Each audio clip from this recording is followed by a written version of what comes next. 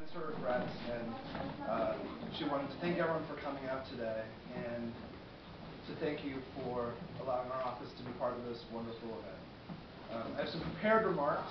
I'm not as skilled an orator as Dr. King, so forgive me for reading. And if you can't hear me, I've been sick and I can't really hear myself, so if you can't hear me, please let me know, and I will speak up. When I considered the question, what would Martin do, I reflected on the issue of poverty and our current inability to get people back to work and providing for their families.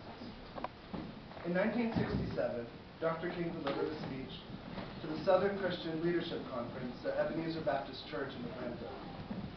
The speech was considered by some, at that time, to be a radical speech. But to seek justice and end the scourge of poverty, perhaps a radical speech is what's needed to bring about a radical solution.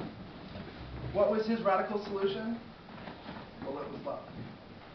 He said, "Today the poor are less often dismissed from our consciences by being branded as inferior or incompetent.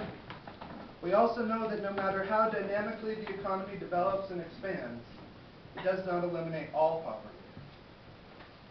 He said, "And I say to you, I have also decided to stick to love. For I know that love is ultimately the only answer to mankind's problems. And I'm going to talk about it everywhere I go. I know it isn't popular to talk about it in some circles today. I'm not talking about the emotional bosh when I talk about love," he said.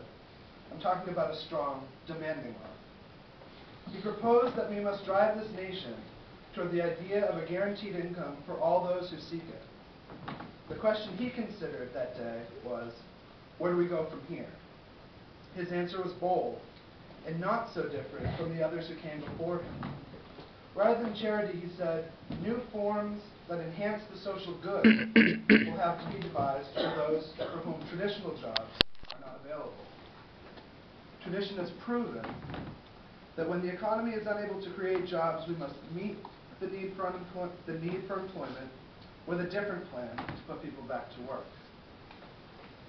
Today we are again challenged to find jobs for the many who seek them. But we can do this. What can we do about this? Well, look all around you and ask yourself, what can be done in your neighborhood?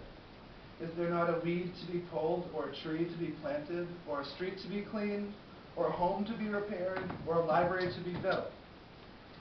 In such times of need, it is in such times of need that our commitment to providing meaningful work will yield both progress against poverty and help us to rebuild a stronger foundation for a more prosperous society. These past few years have certainly been trying times for so many in our community, but through this wrenching turmoil, the curtain of inequity has been drawn back, and a powerful story has emerged. One that says we have more in common and can do more together than we can apart. A new story of neighbor standing with neighbor, together making a fairer deal for all. As we come together to honor the legacy of Dr. Martin Luther King, we do so in the service to his unfinished work. The great unfinished work of Dr. King remains the struggle for self-sufficiency, for economic opportunity, and for justice. That is also our work, and that is our struggle. The question Dr. King sought to answer in his speech at Ebenezer Baptist Church, where do we go from here, is not so different from the question we're reflecting on here today. So what would Martin do? Well, I believe he would say we must go forward. And we must go forward with love in our hearts. For love is ultimately the only answer to humankind's problems. And I'm going to talk about it everywhere I go. That is what I believe Martin would say.